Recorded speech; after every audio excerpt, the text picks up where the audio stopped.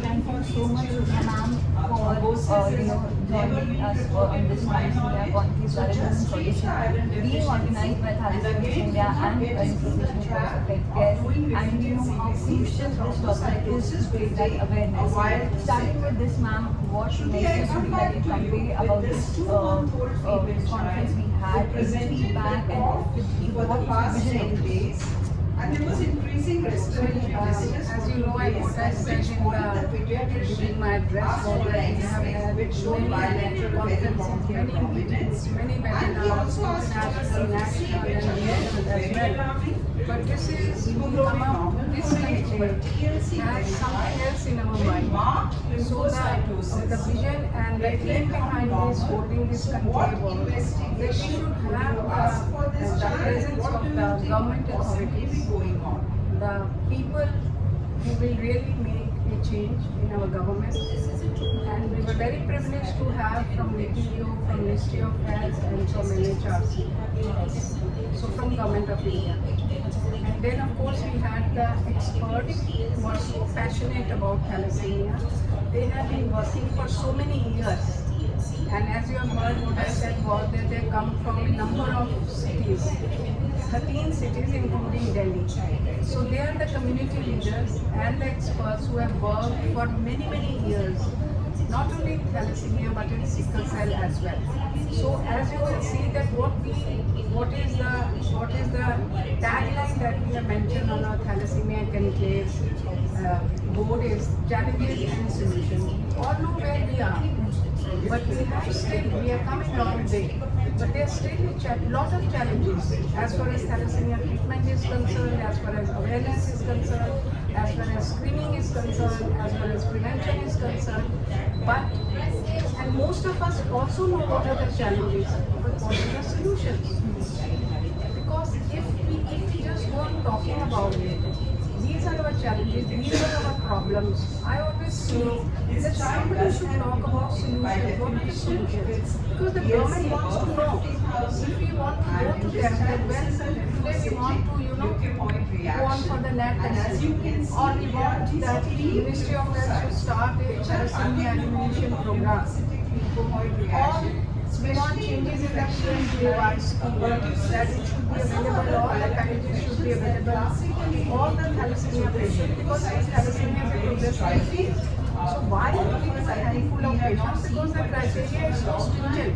So when you are asking our government what they expect from us, and what you have heard today is that all honorable guest of honors, they said that they will come to us with this solution in writing, so that they will look into that, whether it is possible or not. I, on behalf of the thalassemia community, as Secretary of Thalassemia India, which was the first ODO established in India in 1987. So if you ask me personally, because my introduction first to thalassemia, I am the mother of a thalassemia child.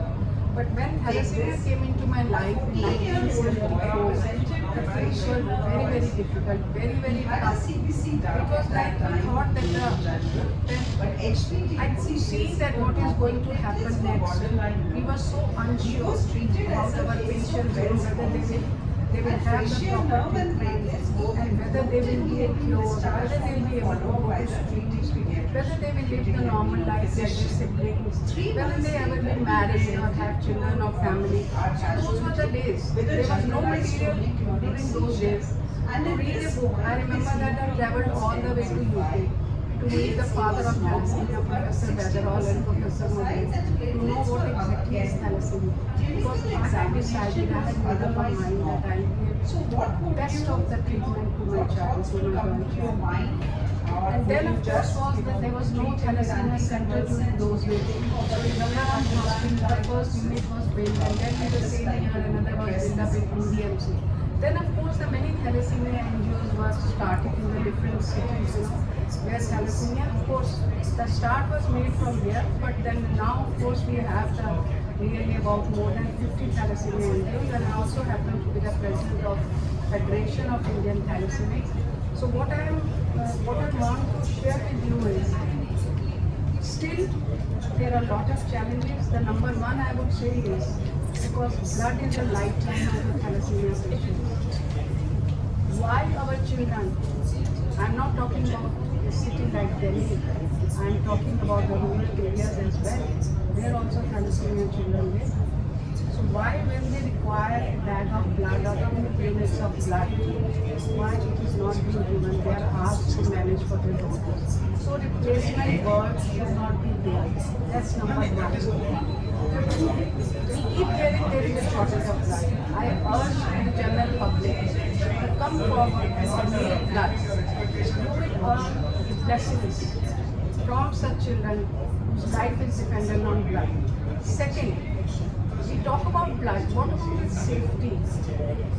That's a big issue. We know that in many big cities, the blood is being tested and it is also the NAT tested and they receive the leukocytosis pre-sugar filtered blood also. What about the other states and the smaller cities? I heard that they have So been receiving yes, whole Manas, blood the also. peripheral smear So which is not recommended But we for went ahead and did a marrow, So which second showed is that the the child safety. actually had That's our appeal to the government, which was please consider because blood is a priority for our existing thalassemia patients. Second comes the medicines and the chelation drugs, which is required for the treatment. Because once the blood is transfused, the iron level that will go Bell's up. palsy may be So as a from the India point, I would say that there should be universal treatment along with free of cost for all the thalassemia patients. There is a scheme launched just last year. These are the Ayushman Bharat Yojana. We are very grateful to our ministry. We are very grateful to our honorable Prime Minister. And I think it's a dream project of our honorable Prime Minister. But what we want is that this scheme should be used, should be made available to all the thalassemia patients living in our country. Why only for a handful of patients? There are so many restrictions in order to apply and in order to avail the privileges which are there. So we need to improvise, request the government to improvise on that. At the same time, we thank our government and Coal India especially for initiating Thalassemia Bhai Seva Yojana, and we are very humbled and privileged that we have been selected, we have been nominated to coordinate this unique project which has been talked about not only in India but across the world. Each patient will get 10 lakh of rupees from Coal India as a support. As far as public awareness is concerned, here don't mind it, but here I would say media has to play an important role. Just think of a parent, a family whose child is born with thalassemia. They don't have access to treatment. They lose their child in a crime of wrong.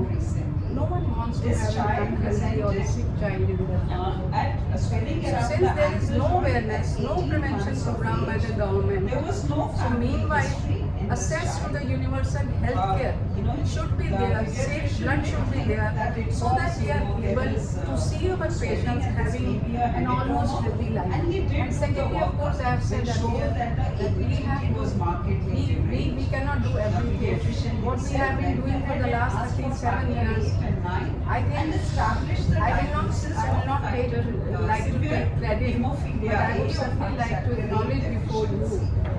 We have given our lives to thalassemia. So now we want the hand holding. And the hand holding will come either from the corporates, from the press, from the state government and from the Some of our center. patients now have access to, which is transforming lives. Thank you so much, ma'am, for being the strongest voice in India to fight against thalassemia, because your expertise, your vision, which you started with Thalassemia India, matters a lot. And I think one of the key persons who started the fight against thalassemia and have faced so many challenges.